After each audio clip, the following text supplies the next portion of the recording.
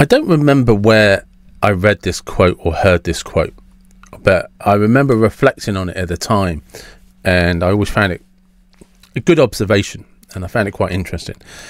And the quote goes, if your absence doesn't bother them, your presence didn't matter to them. And I think it's always something worth reflecting on, because when people break up with each other, there's normally one person who's on the receiving end of that reality, that harsh reality, that they're the person that didn't want the breakup. And we have sayings like absence makes the heart grow fonder. And there's this idea sometimes that if you're out of their life for a period of time, they'll miss you and come back.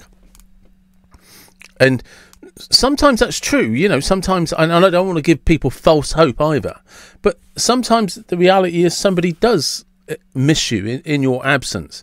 They realise that actually you're who they want.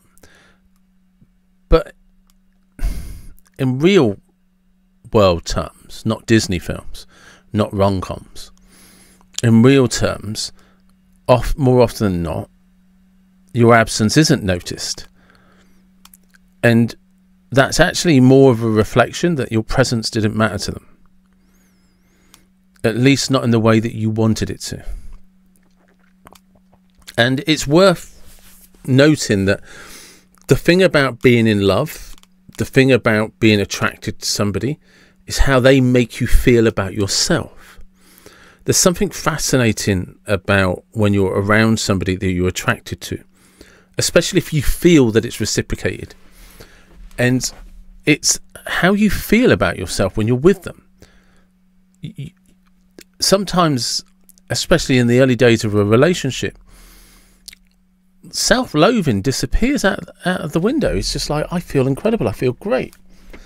And it happens every time that person walks into the room, every time you receive a message from that person. You're suddenly uplifted. You have an energy that you never had before. You look at yourself that in a way that you've never felt, so passionate, so strong. That vulnerability still exists, but for some reason you're happy to expose it to this person. And then in a breakup that gets taken away. And it's difficult when you're the person who's lost that to understand and look at it objectively, that your presence didn't matter to them the way that their presence mattered to you. And it's horrible. It really does suck.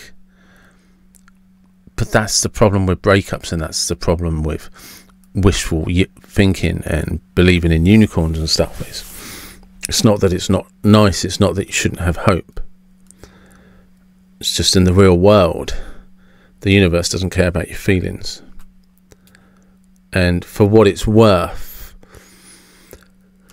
quite often, sometimes, those setbacks, those things that seem like the biggest disaster, 10 years from now, and that's a long time, and I appreciate if you're hurting in the moment, to think about 10 years from now, who gives a fuck? But sometimes a door's going to open and you'll be like, wow, this is a blessing.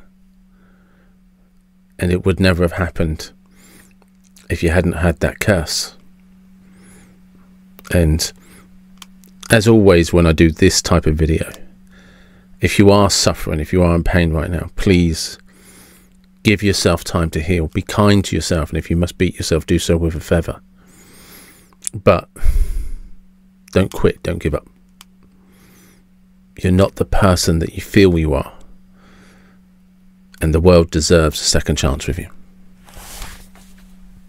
If you'd like to work with me on a one-to-one basis, please check out the link below and get in touch. I look forward to working with you.